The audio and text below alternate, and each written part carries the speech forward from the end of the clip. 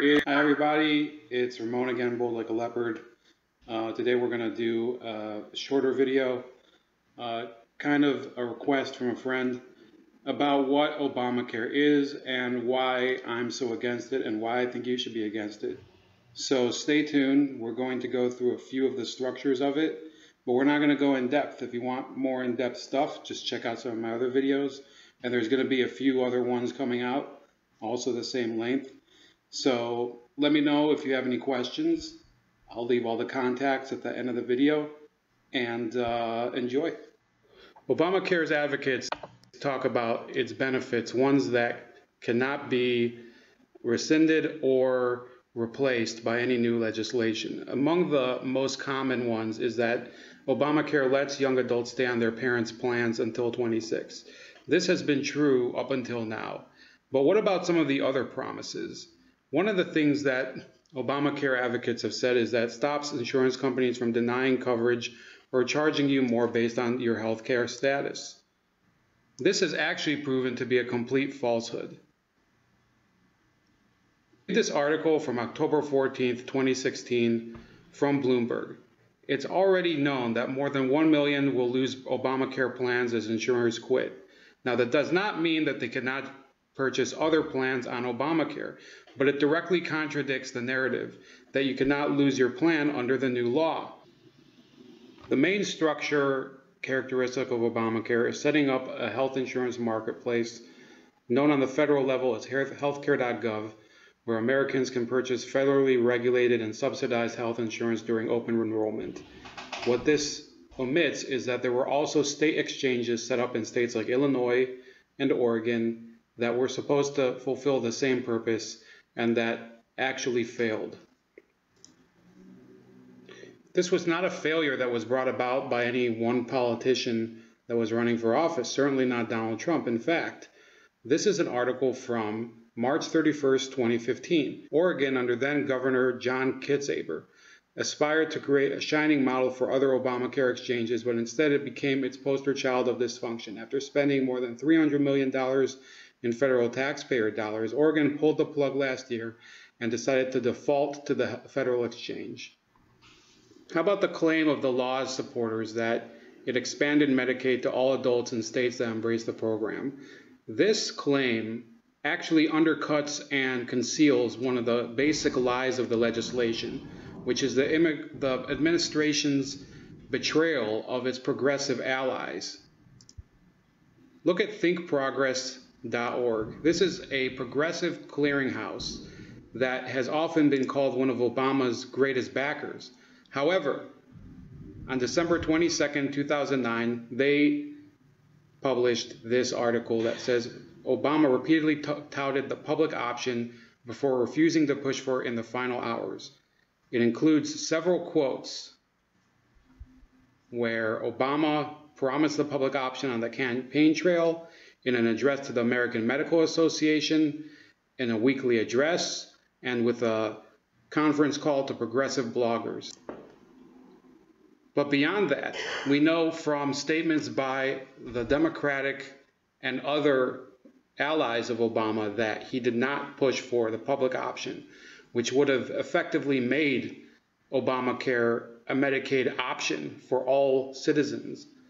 From the statements of Senator Joe Lieberman, who said he didn't really have direct input from the White House, Senator Russ Feingold, who talked about a lack of support from the administration, as well as Representative Anthony Weiner, recently in the news for other reasons, saying that Obama's lack of support for congressional progressives amounted to him being half pregnant with the health insurance and drug industries. Okay, we talked about Medicaid. What about Medicare, which is the federally mandated health program for seniors and people with disabilities? So again, we go back to Forbes, and they fact-checked in 2012 using the advisor to Mitt Romney, Vic Roy, the defense for the Obama campaign of its $716 billion cut to Medicare. When you do the actual analysis, they say that Paul Ryan's GOP budget preserved Obamacare's Medicare cuts. So Obama's defense was the Republicans are doing it too.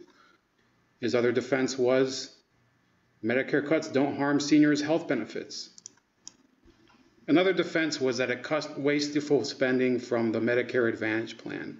But in a study by 3 Harvard economists, it was found that the Medicare Advantage plans are 9% cheaper than government-run plans. How about the feature touted by supporters that Obamacare expands employer coverage to millions of employees? This was the headline in The Guardian: U.S. employers slashing worker hours to avoid Obamacare insurance mandate. Notice the date, Monday, September 30th, 2013. This article cites Forever 21, a very famous clothing store for young adults in the United States. It says it told staff last month in a memo leaked to the press that it planned to cut hours and reclassify some full-time workers as part-time. And let's not forget what Donna Brazile said on February 13th, 2016 in an email leaked to John Podesta through WikiLeaks. She says clearly, "I think people are more in despair about how things are. Yes, new jobs, but they are low-wage jobs. Housing is a huge issue. Most people pay half of what they make to rent." Okay, what about one of the most important aspects of the bill, the individual mandate, which requires most people to have coverage, get an exemption, or pay a fee for each month? The architects of the plan believed that this would induce even healthy people to buy health insurance, thereby balancing the cost of the premiums for those that had high risk health insurance and pre-existing conditions. However, let's look at this article from October 26, 2016, again prior to the election, by Robert Pear in the New York Times. It says, "Health law tax penalty? I'll take it," millions say.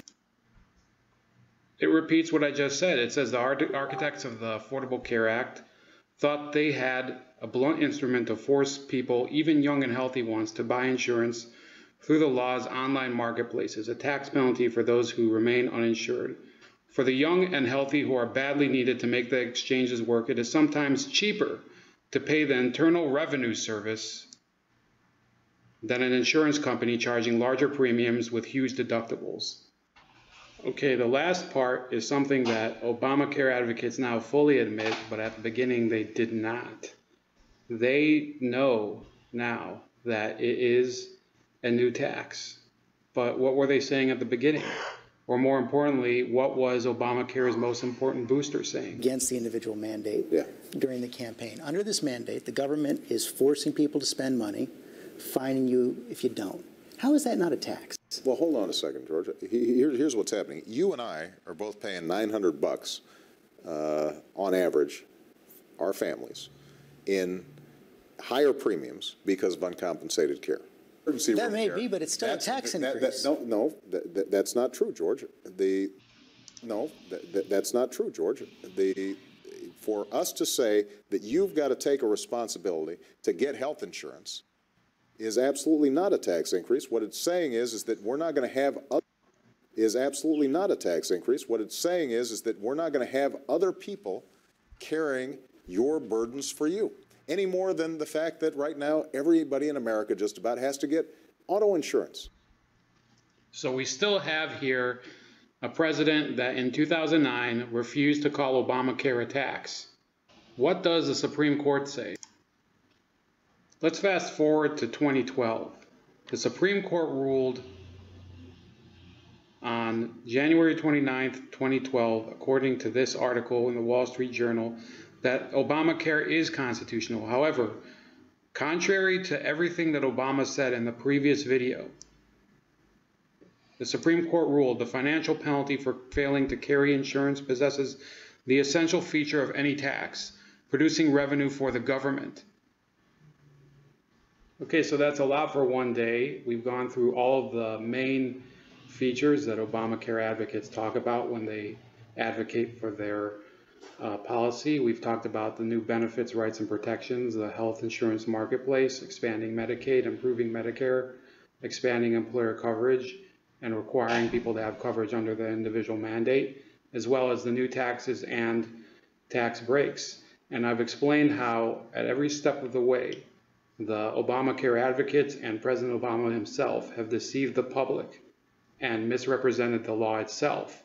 and are now using emotional arguments to keep the legislation afloat and make everybody feel guilty for holding them to account. Read the information to contact me, and we will be following up with more Obamacare videos in the future.